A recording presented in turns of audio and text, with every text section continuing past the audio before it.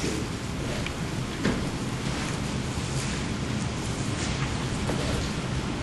He who receives you receives me, and he who receives me receives him who sent me. He who receives a prophet in the name of a prophet shall receive a prophet's reward. And he who receives a righteous man in the name of a righteous man shall receive a righteous man's reward. And whoever gives one of these little ones only a cup of cold water in the name of a disciple, assuredly, I say to you, he shall by no means lose his reward. God's word for God's people. Let us pray.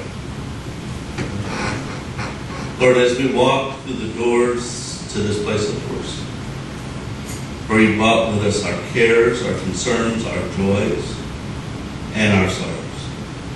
But Lord, now we ask you to touch our hearts, to heal us, make us ready to become your faithful disciples. We ask this in your Son's holy name. Amen.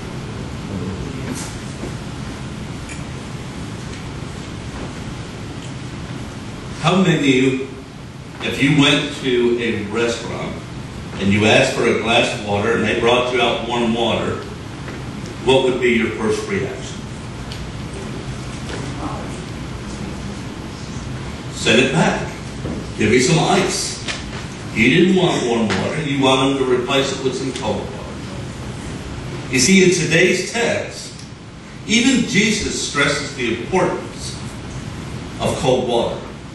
He doesn't talk about giving the water to just a regular cup of water to the little ones. He says these little ones must be given cold water. So what's going on here?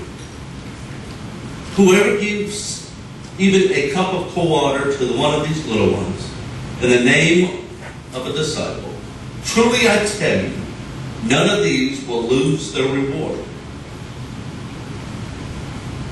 A cup of cold water, such as many of us have sit beside our pulpits. I have some cold water back here. It seems like just a little thing, but it's not. You see, the little word cold used in this passage in Greek, Jesus didn't just add this word for no reason. He could have easily have said a cup of water, but instead he specified cold water.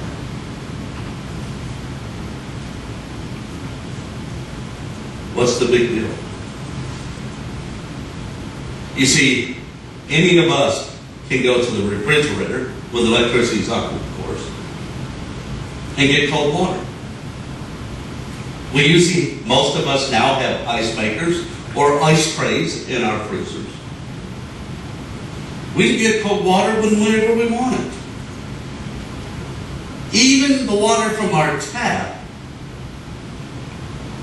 as it comes through the ground, is chilled and comes to our tap. It's even colder than one that sits on the table all day. At most of our schools and places of work, we have refrigerated fountains, water coolers, and even at the restaurants, we can get a glass of cold water with ice in it and no problem. And it's about the only one that we don't have to pay for. So what's the big deal? There's 3 reasons. Cold water is a big deal. Drinking cold water was a rare pleasure during Christ's time. It didn't happen that often. And when it did, it tasted so good. Drinking cold water meant that someone had to take a lot of trouble just for you. Running water had not been invented. There was no refrigerating, and the household water meant that someone had to go down to the village well in the morning and bring it back to the household and let it sit in the shade within inside. And you see, as the days went on, that water would start to warm up. That water would start to get the same temperature as the air and the environment around it. So if someone brought you a cup of cold water, that means they made a special trip, a special effort for an honored guest. It was not something small at all. But also drinking cold water during that time was healthier. Today, we take it for granted. But during Christ's time, they didn't.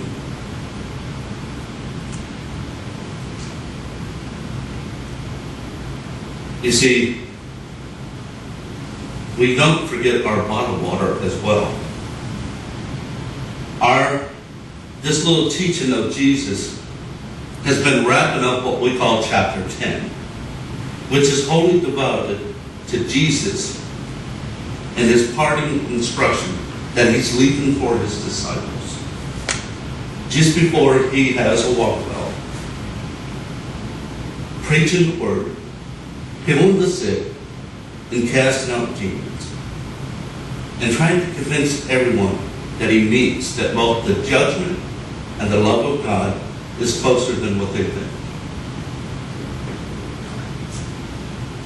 Now, if you ever left home for the first time, that's a major undertaking. Sometimes parents are ready to get you out. And as soon as you're out, it's made into a man's cave and a women's cave, of course. But when you go off to college, or maybe you enlist into the military, moving halfway across the country or just halfway across the city, taking up a new job, whoever you left behind had a few parting instructions to offer. If you had a mother in the scene, you likely have been given one of these advices. Make sure you don't go out of the house in the winter without a hat or a scarf. Never mix whites and colors in the same washing machine. Don't give in to peer pressure. Remember to carry your name so everything you do reflects back on us. And always wear clean underwear in case you end up in an emergency room. Have you ever received one of those instructions? You see, Jesus' advice to his disciples is of a different order. These are true believers on a mission. They were bringing the good news of the gospel to a hurting world. That sounds like today, doesn't it? We still have a hurting world. But his word to them imparting advice, all the same he tells them, I want you to preach and teach and heal with boldness, knowing that something is going to happen when you do it in my name. And if the people in one village want nothing to do with you, don't waste your time. Move on to the next. Travel light. Be wise as serpents and as innocent as doves. Don't worry about what you're going to say. Trust God to give you the right words in the nick of time, and it will happen. And when things are really getting bad, and believe me, they will, people may even hate you. Even your own relatives may hate you. Remember, they can kill the body, but not the soul. Now, isn't that encouraging? Those who find their life will lose it. And those who lose their life for my sake will find it. You see, with these and similar words of wisdom, Jesus has equipped his disciples for their bold risk in the most largest journey they're ever going to go on. You see, his disciples are the advanced men and women for the coming reign of God. So what does that mean for us today? He's given us the same advice. You're going to have people in your family that are going to hate you. I have an uncle I haven't spoke to in 17 years. Because he won't speak to me because I'm a pastor.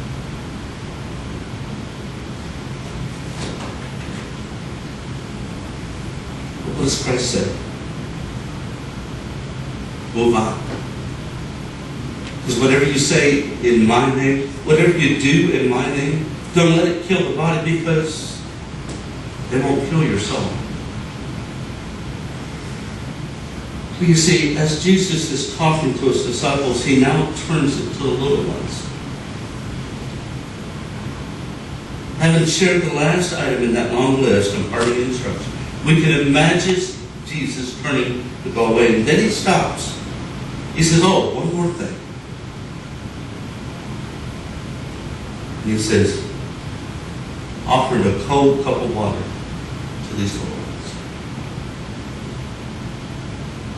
Well, who are the little ones anyways? They happen to be the disciples the Lord is sending out. It's out of concern for the welfare that he turns now to the large crowd, and he addresses them as he addresses us today, as though they were the surrogates for the whole population for Judea. Jesus has just been warning the disciples that it has a tough world out there, and how they're going to be spurned, rejected in the villages. But in others they will be received wonderfully, spirit-lifted hospitality. But they never know what's in store for them. But they have to trust in God every step of the way. When Jesus gives the larger population their fair warning, he expects something from them as well. He says, if you welcome me, you welcome the God who sent me. If you welcome a prophet, you will receive a prophet's reward.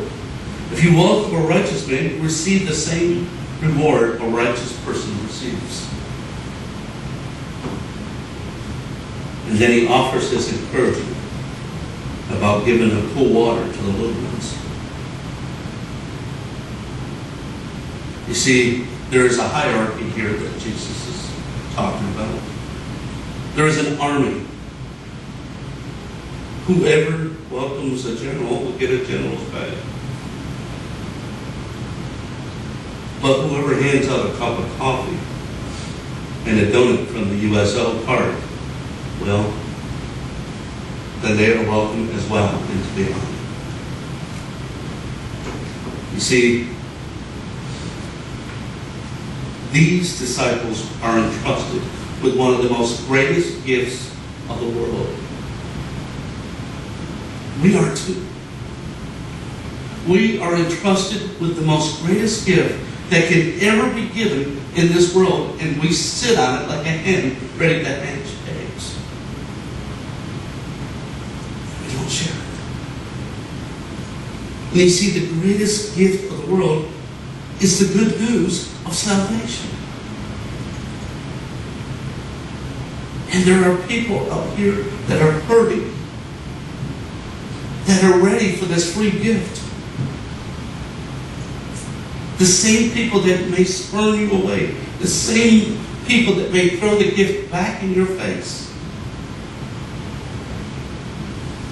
still are worthy of that gift. Just as much as those that choose to accept it, just as those that are ready to grasp it, grab a hold of it.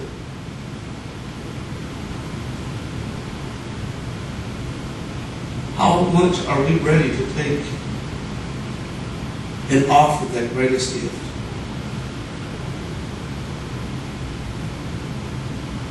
You see, there are people that are thirsty. And are we ready to say, here, take my cold water, I'll go fetch some more for myself? So many gifts in this world are given according to the ordinary human values. Let's put it this way. If the gift of salvation was based upon our values, we wouldn't have any. It's based upon God's value. It's not based on what we see as entitlement. We know what that means. Our world sees that now, that everybody's entitled to all forms of help. But do we take away from this today, this passage? See, our Lord is trying to teach us something, as he was trying to teach them. He's trying to teach us that living a faithful and complete life is all about those trips down to the well to fetch the cup of cold water, not for ourselves, but to give it to somebody else. We don't come to church for ourselves. Many people come to church just because they want to come to church because they want to feel good when they leave. That's not what it's for. We come to church for what we can give to the Lord. And for how not only our lives can be enriched, but those that we meet each and every day in our places of work, our school, our homes, and our community. For those that are thirsty and hungry and naked. For those that are poor and oppressed. Those that are probably in the same place where we were at one time in our lives. Until someone gave us a cup of cold water. You see, we may give the cup of cold water, but there is one who offers not ordinary water, but living water.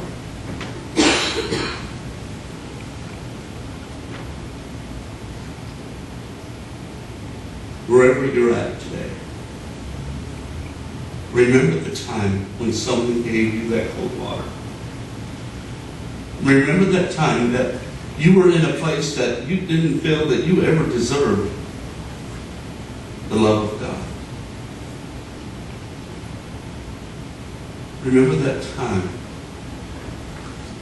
when someone went out of their way to share God's love with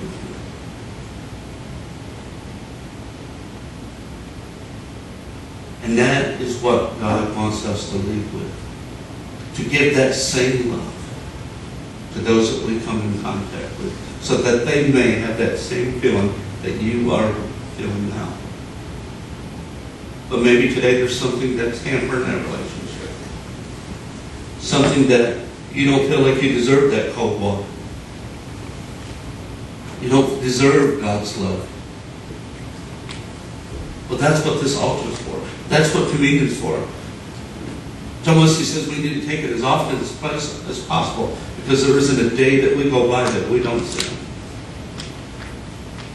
And we need to come to the Lord and be filled with the blood and the body of Christ, that our soul may be enriched, and those around of us may see the love of Christ in us.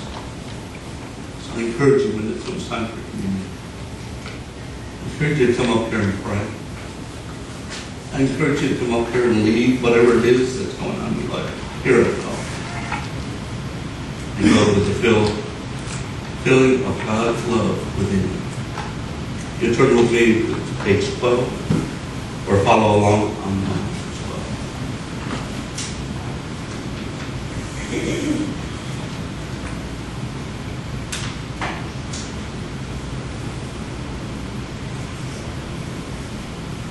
See Christ our Lord.